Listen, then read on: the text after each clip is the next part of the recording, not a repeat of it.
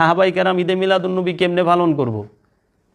কোন সাহাবাই কেরাম রে ঠিক থাকবার দিছে? মৌলবী একটু ইতিহাস জানার দরকার আছে। আহেন আপনাকে একটু শুনাই। হযরত আবু বকর সিদ্দিক রাদিয়াল্লাহু তাআলা আনহু, সে শুধু নর্মালভাবে প্রাকৃতিক নিয়মে দুনিয়া থেকে ইন্তেকাল করছে, পৃথিবী থেকে। হযরত উমরকে শহীদ করা হয়েছে, হযরত উসমানকে শাহাদাত করা হয়েছে, তাকে জান্নাতুল বাকির পাশে ফালায় রাখা হয়েছিল হত্যার পরে। একটু খুঁজলে দেখেন, মা ফাতেমাতুজ জাহরাকে শাহাদাত করা হয়েছে, শহীদ করা হয়েছে, হত্যা করা হয়েছে মাত্র 25-26 বছর বয়সে। মাত্র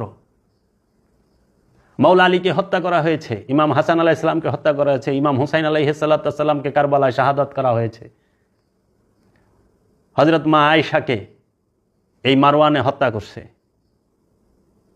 মবিয়ার চক্রান্তে মাওলা আলীকে হত্যা করা হয়েছে।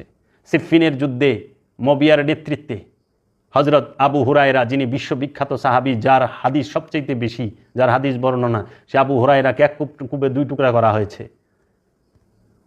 হযরত ওয়াইস কুরুনিকে হত্যা করা হয়েছে।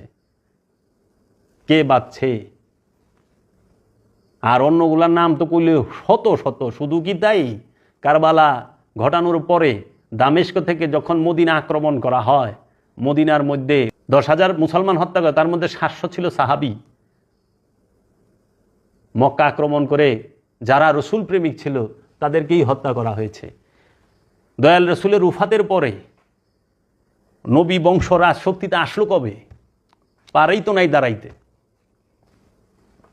আবু সুফিয়ানের ছেলে, হিন্দার ছেলে মবিয়া ইন্তেকালের পরে আসলো এজিদ। এজিদ এসে কারবালা ঘটাইলো। কারবালা ঘটানোর পরে এজিদ তো 3 বছরের বেশি শাসনে থাকে নাই। 3 বছর পরে ক্ষমতায় কে আইলো? আবু জাহিল্লার পুলা এই মারওয়ানে আইছে। মারওয়ানের বংশধর ক্ষমতা চালাইছে একাধারে 90 বছর।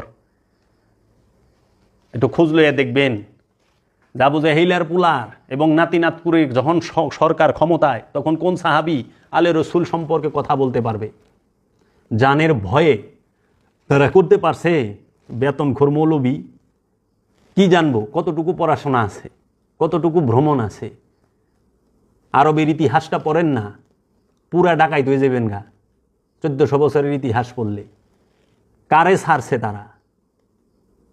লাস্ট পর্যন্ত পৃথিবীতে তো এই হত্যা করছেই, লাস্টে এই আব্দুল ওহাব নজদি মাজারগুলা পর্যন্ত ভাঙছে, রওজাগুলা পর্যন্ত ভাঙছে। তাইলে এই আব্বাসী উমাইয়ারা যখন ক্ষমতায়, কেউ টু শব্দ করতে পারে না। যারাই রাসূল সাল্লাল্লাহু আলাইহি ওয়াসাল্লামের নাম নিছে